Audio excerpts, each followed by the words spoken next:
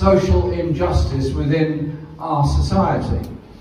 The government is now raising defence expenditure massively. It's going to go up ultimately by 13 billion a year more, at least, in line with the demands made by others, particularly Trump and NATO and so on. And I think we have to say we're not going to accept those. But they're saying we're going to have to pay for it by making cuts elsewhere. So the Secretary of State for Work and Pensions gets up in Parliament and announces that, this is not so long ago, she was not just reviewing personal independence payments, she was going to cut them by taking £5 billion out of the personal independence payments budget. Now, many of us have fought for many years to get the idea of independent living for people with disabilities, to get the PIP system, to get that sense of respect for people with disabilities, and they tried to take it all away. I called a public meeting, a forum in my constituency, and we invited the local organisation, Disability Action in Islington, and those on PIP to come along to the meeting. A lot came. I hardly said anything at the meeting, just listened to what they said. The way they described how they were managing to live independently, but they needed help with going to the bathroom, feeding themselves, or cooking and so on, but they were living independently and they were proud of that. All that would be taken away. They were terrified of what was going to happen to them. And they knew that at the end of the day, it would be a friend, a member of the family or somebody else that would come along and help out. We'd be going back 100 years in the way in which we treat people with disabilities. The government eventually backed off, just about, and said they would delay it. And instead they would maybe have the next generation lose PIP.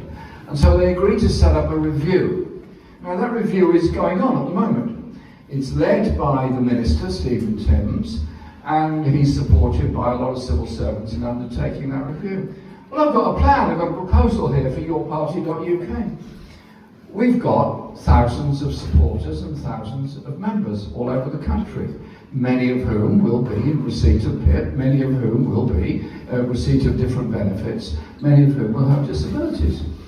I think we should have a commission on the future of disability living held by us simply through our members who can make their proposals. So we lead the agenda on people with disabilities, setting the agenda for how people with disabilities should be treated within our society.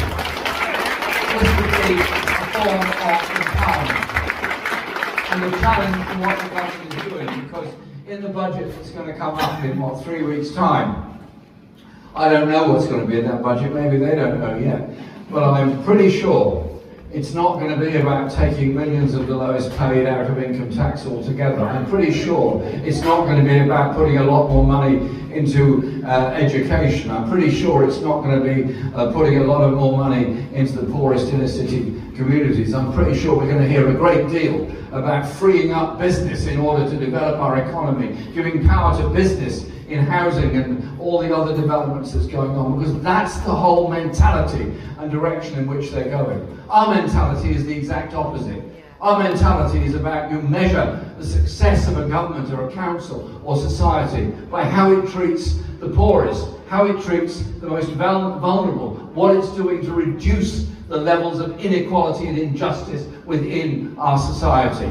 That is how I would want any government we were involved with to be measured in the future, not by the sort of normal economic indices that they're putting forward all the time.